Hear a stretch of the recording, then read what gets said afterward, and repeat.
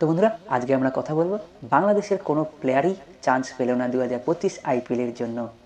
এর জন্য দাদা মরা কান্না করছে। তো আগে দেখে নেব দাদা কি বলেছে এবং কেন কান্না করছে। তো দেখুন ভিডিওতে।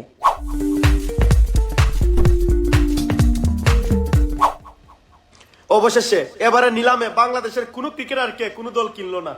অবশেষে 2025 আইপিএলে বাংলাদেশের কোনো ক্রিকেটারকে আপনি আর দেখতে পারবেন না।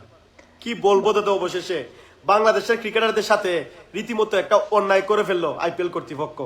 ভাইরে ভাই, বাংলাদেশের ক্রিকেটাররা ঠিক আছে মোটামুটি একটু খারাপই খেলে, এটা মানি, কিন্তু তাই বলে কি বাংলাদেশে একটা ক্রিকেটার কি কোয়ালিটিফুল ছিল না?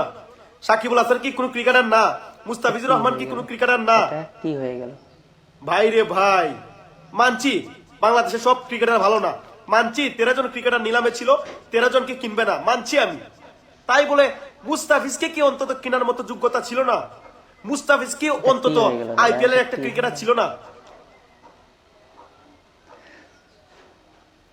ভাই, আইপিএল এর প্রতি যে ভালোবাসাটা ছিল, আইপিএল এর প্রতি যে আমাদের ভালোবাসাটা ছিল, চেন্নাইয়ের প্রতি যে ভালোবাসা ছিল, মুম্বাইয়ের প্রতি যে ভালোবাসা ছিল, দিল্লির প্রতি যে ভালোবাসা ছিল, কলকাতার প্রতি যে ভালোবাসাটা ছিল, আজকের পর থেকে 1% আর কোনো ভালোবাসাটা রইল না। কি বলবো দাদা, অবশেষে বাংলাদেশের কোনো ক্রিকেটারকে আইপিএল কিনলো না, কেউ ইন্টারেস্টই দেখালো না। যখন দেখলাম বাংলাদেশের একটা প্লেয়ার আইপিএল এ নাই, এর থেকে বড় কষ্টের আর কি হইতে পারে? মানে ভাই, সত্যি একটা কথা বলি, আসলে আমি যতটুকু বুঝতে পারলাম যে মানে ইন্ডিয়ানরা হয়তো বা আইপিএল এর কর্তৃপক্ষরা হয়তো চায় না বাংলাদেশের কোনো ক্রিকেটার আইপিএল এ খেলো। মানে আমার মনে হয় ইন্ডিয়ার কেউ চায় না বাংলাদেশের ক্রিকেটের উন্নয়ন হোক। আমার এখন মনে হচ্ছে কেউ হয়তো ইন্ডিয়ার যারা যারা আছে চান্স পেলে না, কেউ মনে হয় তারা কেউ চায় না যে মুস্তাফিজুর রহমান আইপিএল এ খেলুক, বড় মাপের একটা ক্রিকেটার হোক, ভালো হোক। কেউ মনে চায় না বাংলাদেশের কোনো ক্রিকেটারকে তারা টাকা দিতে।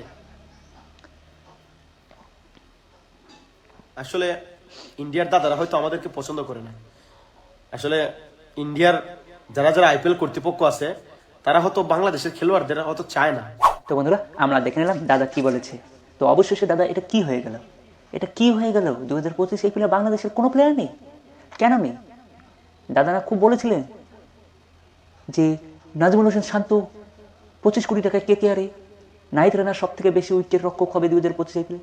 তাহলে কেন দাদা এটা কি হয়ে গেল? একজনেও চান্স পেল না কোনো দলে। এটা কি হয়ে গেল দাদা? কি হয়ে গেল? বাংলাদেশের সাথে এরকম কেন হচ্ছে দাদা?